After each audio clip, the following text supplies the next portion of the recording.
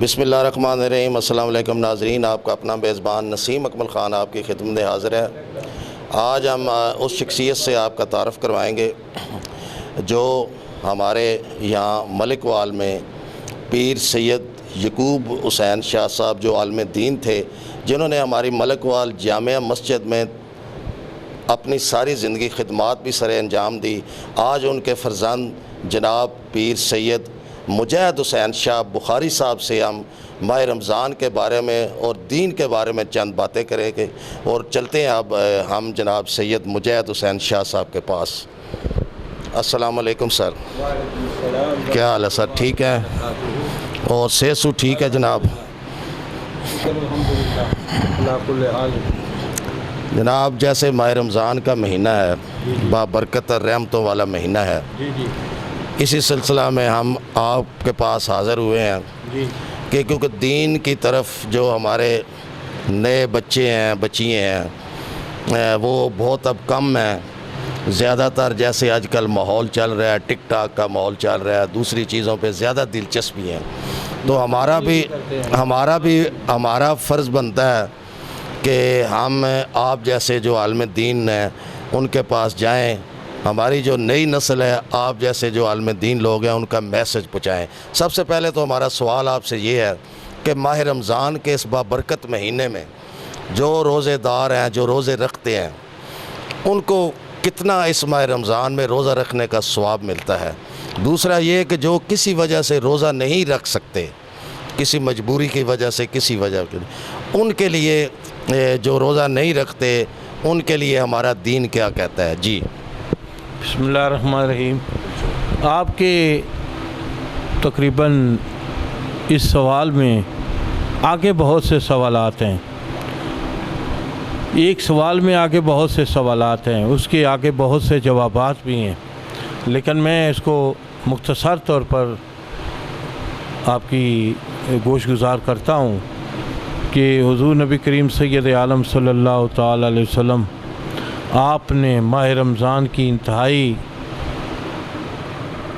درجے پر اس کی تاکید بھی فرمائی۔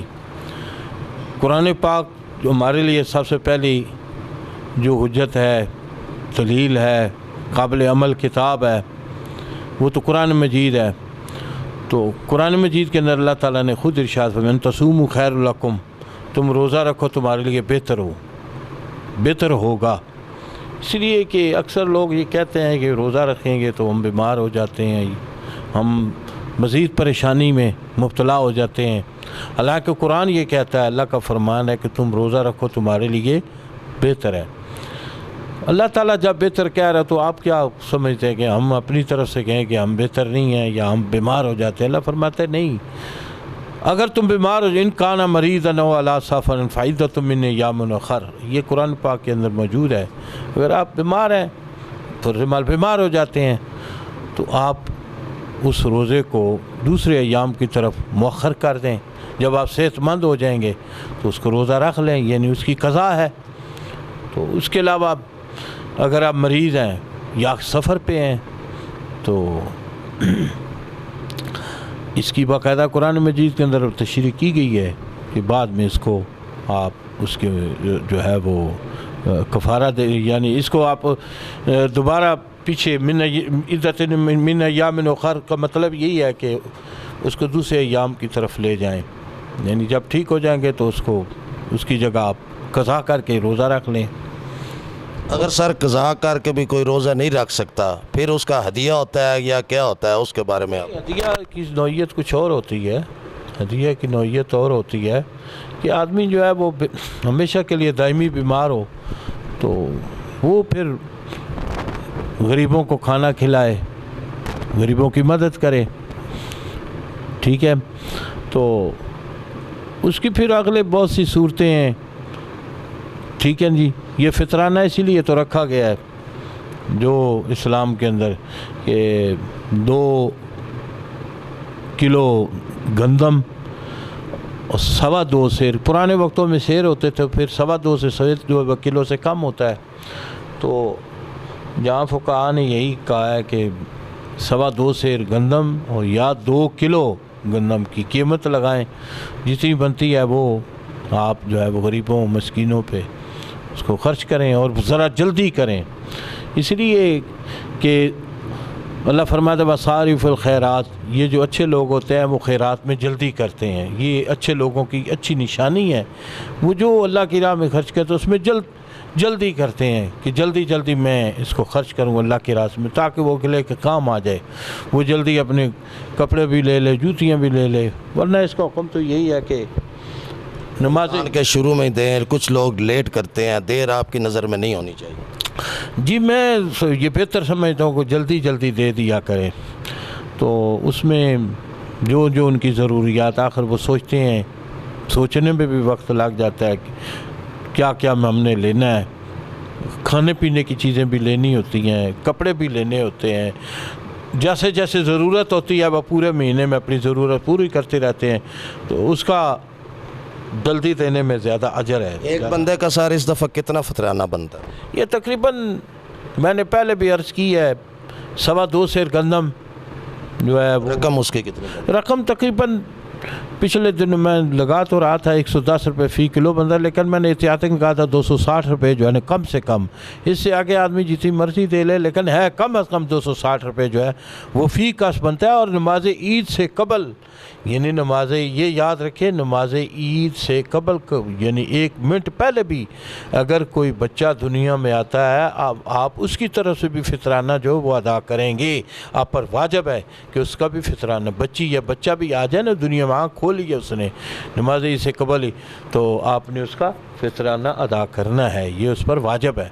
تو یہ جناب اس کا طریقہ کار ہے۔ باقی ماہ رمضان کی فضیلتیں تو بہت ہیں، حضور نبی کریم فرمایا مِنَ فِی الجنت ثمانیۃ ابواب، جنت میں 8 دروازے ہیں، ایک دروازہ جیسا ہے جو صرف اور صرف جو ہے وہ روزے داروں کے لیے ہے، لا يدخلہ الا الصائمون، روزے داروں کو بغیر اس میں کوئی داخل نہیں ہو سکتا، اور اس دروازے کو یقال لہ باب الریان، یعنی یہ بھی مزے کی بات ہے، میرے غیبدان نبی جیسے فرش کی باتیں جانتے ہیں ایسے اللہ کے عرش کی بھی باتیں جانتے ہیں۔ تو یہ کوئی بعید تو نہیں ہے کہ انسان ملک وال میں بیٹھا ہو اور حضور نبی کو خبر نہ ہو، جس کو آسمانوں اور جنتوں کی خبر ہوگی، اس کے آپ کے اور میری باتوں کی یا ہماری اور آپ کی شکلوں کی یا ہماری اور آپ کی جتنی باتیں ان کی خبریں نہیں ہو سکتی، تو حضور نبی کریم تو روئے زمین کی خبریں رکھتے ہیں، اللہ کے حبیب ہیں، اللہ تعالیٰ نے حضور نبی کریم کو پوری دنیا عالم کے اندر جتنے عالمین ہیں سب کے لیے رحمت للعالمین بنایا ہے، اور جہاں جاتا ہے کہ حضور نبی کریم رحمت ہے وہاں تک حضور نبی کریم کی رحمت پہنچتی ہے اور حضور نبی کریم جانتے ہیں۔ ٹھیک ہے جناب، یہ اس میں وضاحتیں تو بہت ساری ہوتی ہیں، اگر اس کو ذرا طوالت میں لے جائیں تو یہ ہے کہ ماہ رمضان کی جملہ برکات سے ہمیں مستفید ہونا چاہیے، اور یہ ضروری ہے، یقین مانیں کہ ماہ رمضان کے اندر ایک اللہ تعالیٰ نے عجیب سا کیف رکھا ہوتا ہے، سحری کے وقت جب انسان اٹھتا ہے اتنا پیارا موسم ہوتا ہے، تو پھر انسان جب اٹھتا ہے تو اللہ تعالیٰ کتنا راضی ہوتا ہے کہ میرا بندہ جو ہے میری خاطر اپنی نیند کو قربان کر کے صبح سویرے اٹھا ہے، تو دنیا تو ناراض ہوتی ہے۔ اچھا سر، یہ جب افطاری کا ٹائم ہوتا ہے گھر میں کچھ کئی لوگوں نے روزہ نہیں رکھے ہوتے کسی وجہ سے بھی، وہ جو روزے دار ہوتے ہیں ان سے زیادہ بے چینی ہوتی ہے ان کو افطاری کی، ساتھ بیٹھ کے وہ بھی افطاری بڑی محبت سے کرتے ہیں۔ جی بات یہ ہے کہ اگر ان کو کھلا دیا جائے ہو سکتا ہے انہیں بھی کبھی احساس ہو، دھکے دینا مقصد تو نہیں ہوتا یہاں سے اٹھ جاؤ، یہ تو دل شکنی ہوتی ہے، تو اللہ تعالیٰ کا حکم دیا، جیسے میں پوری دنیا چاہے مجھے کوئی مانتا ہے یا نہیں مانتا میں رزق دے رہا ہوں، تو کسی کو رزق دینے میں کیوں ہچکچاتا ہے؟ تو کوئی بیٹھ جائے تو کھا لے تو اچھی بات، اس سے بھی ہو سکتا ہے شعور بیدار ہو جائے، اس میں یہ سمجھ آ جائے اس کو۔ تو یہ غالباً حضرت ابراہیم علیہ السلام، یہ کسی پیغمبر کی بات مجھے یاد نہیں آ رہا ہے، میرے ذہن میں آ رہا ہے کہ وہ کوئی مجوسی، ہاں حضرت ابراہیم علیہ السلام کے بعد وثوق سے کہہ رہا ہوں، تو وہ ایک آدمی تھا وہ کھانا کھا، اس نے بسم اللہ نہیں پڑھی، آپ نے اس کو اٹھا دیا، فرمایا اٹھ جا یہاں سے، تو نے میں اللہ تعالیٰ کے نام سے آغاز نہیں کیا، تو جب اٹھا نا تو اللہ تعالیٰ نے ارشاد فرمایا جو پیغام ربی تھا کہ یہ چاہے مجھے مانتا ہے یا نہیں مانتا، میں سے رزق تجھے ایک دن دینا پڑ گیا، تجھے پریشانی بن گئی، اس لیے جو چاہے مانے یا نہ میں تو رزق دے رہا ہوں۔ تو اللہ تعالیٰ خصوصی طور پر جو ہے نا یہ تاکید کرتا ہے کہ دونوں دنیا کو کھلایا جائے پلایا جائے، رزق میں جو ہے نا وہ کنجوسی کرنا چاہے کوئی مانے یا نہ مانے یہ اللہ تعالیٰ راضی ہوتا ہے۔ اور الخلق و یال اللہ، دنیا اللہ تعالیٰ کی کنبہ ہے، اللہ تعالیٰ کا یہ کنبہ ہے، اللہ تعالیٰ کا خاندان، یہ دنیا جتنی بھی ہے۔ کرو مہربانی اہل زمین پر، خدا مہربان ہوگا عرش بری پر۔ اچھا سر، آخر میں آپ کا ہم نے ٹائم لیا ہے ماشاءاللہ، ابھی پھر عصر کا ٹائم بھی ہو جانا نماز کا۔ آخر میں ماشاءاللہ جیسے ہم نے اللہ تعالیٰ نے ہمیں یہ بھی شرف بخشا ہے کہ آپ کے پیچھے ہم اکثر جمعہ بھی پڑھتے ہیں، تو آپ کی آواز بھی اللہ تعالیٰ نے ماشاءاللہ بہت پیاری ہے۔ حضور کی شان میں چند ارشاد ہو جائیں تو ذرا محفل میں مزہ آ جائے گا۔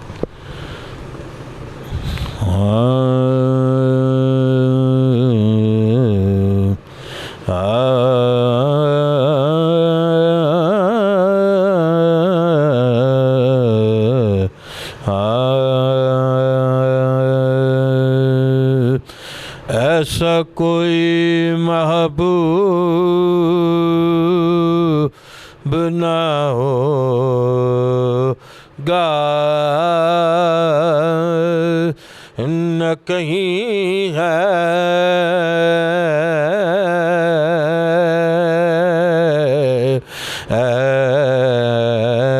ایسا کوئی محبوب نہ ہوگا نہ کہیں ہے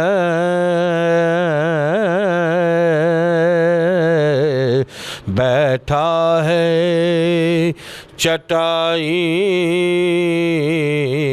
پہ مگر عرش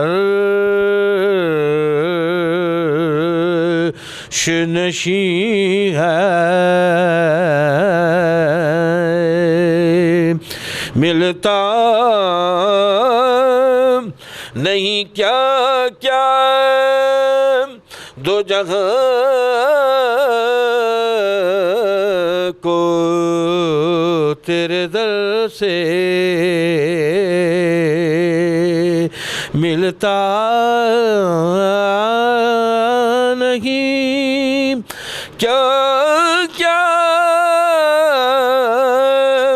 دو جگہ کو تیرے در سے ایک لفظ نہیں جو کہ تیرے لب پہ نہیں ہے۔ اچھا سر، ایک میری فرمائش پہ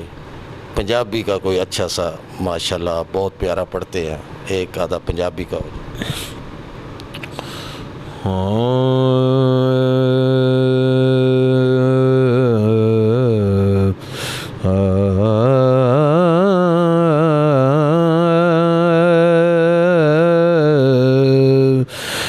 کدی ساڈے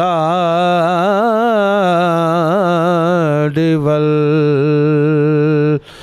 پھیرا پائے کملی والے کدی ساڈے ول پھیرا پائے کملی والے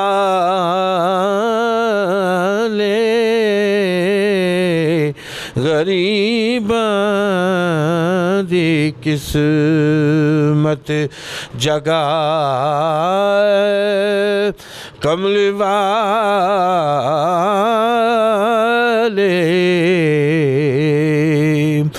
اساں گناہگار نو وی